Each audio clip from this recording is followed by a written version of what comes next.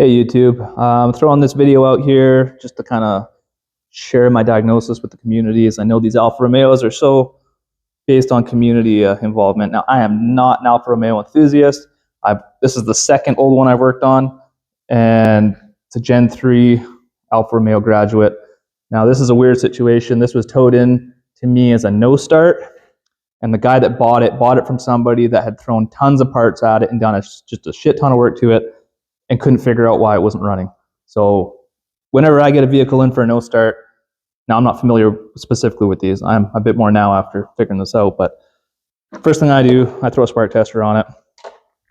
This thing had a good spark, 20,000 kilovolt at least. It was great. Then I jumped over to the fuel, threw a noid light on the injector, right? Pulled injector clips off. You can see like harnesses are new. This guy's throwing so many parts at this. I didn't have a noid light. Now, I didn't realize at that exact moment that this system needs to see 10 plus volts through the computer back here before it'll even fire the noid light. But beyond that, it also has to see a certain RPM to assume the vehicle's running.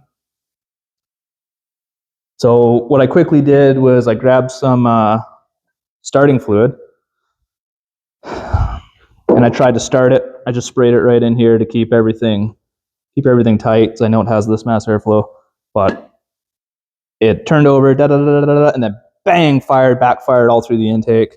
And I was like, oh shit, like timing's off. So more than one issue going on at this point, I'm thinking. So I turned it over to TDC. I pulled all the spark plugs. I ended up checking like resistance through all the wires to make sure, checked all the plugs.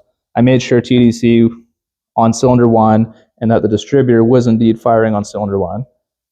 It's like, okay, this is all set up correctly. Then did a compression test to make sure we didn't have like chain jump issue, which I didn't think we did, but just double check. Yeah, it's got equal compression across all cylinders. So at this point, I'm kind of scratching my head a bit because everything's been replaced. But it will not fire on starting fluid, right?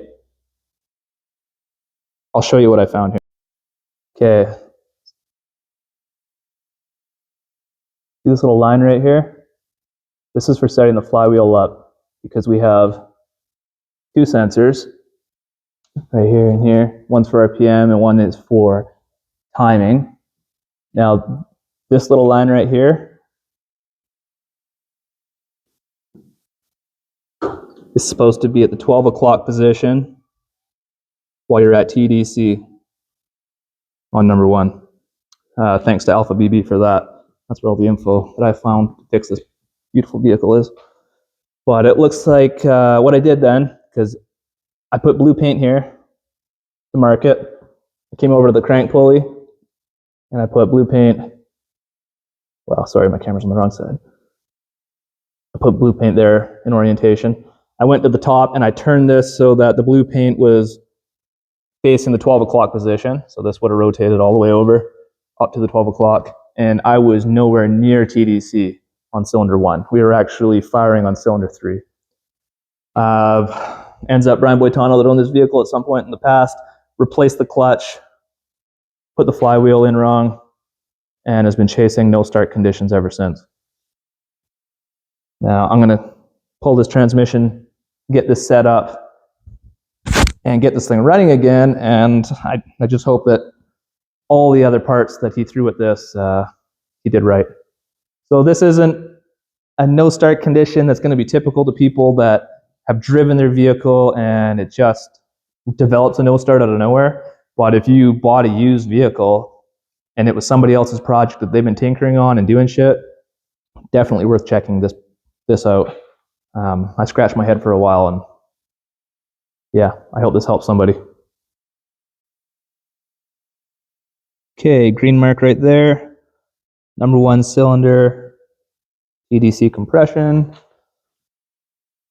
Come over here and see, distributor's about to fire right there on number 1.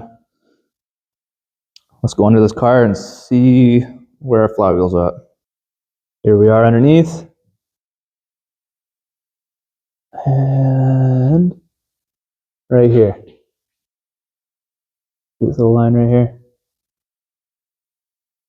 This should be in the 12 o'clock position, and we're sitting at like 4 or 5 o'clock.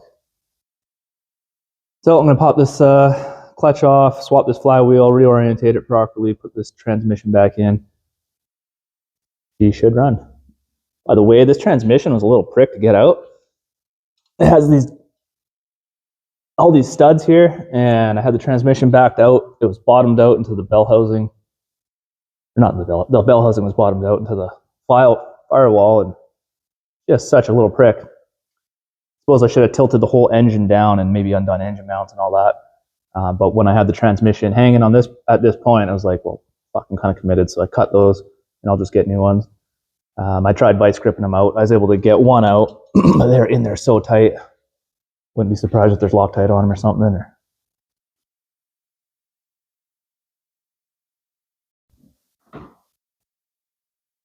Not everything's hooked up yet, but it's getting late and I'm just itching to try.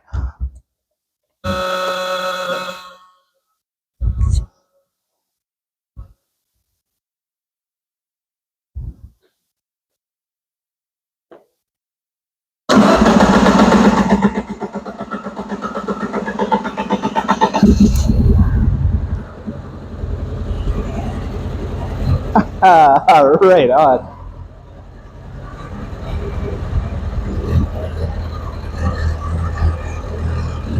Well, there you have it. First time this thing's ran in a very long time.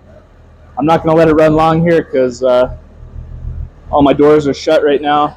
It's really late.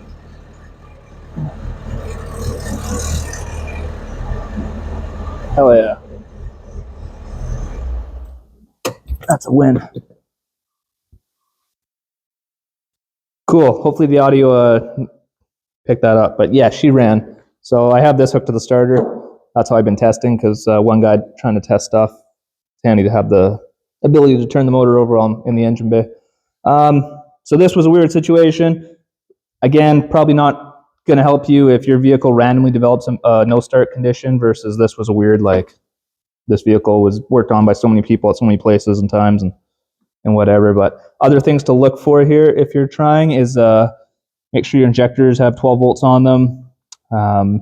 Make sure your spark, TDC, number one, good spark.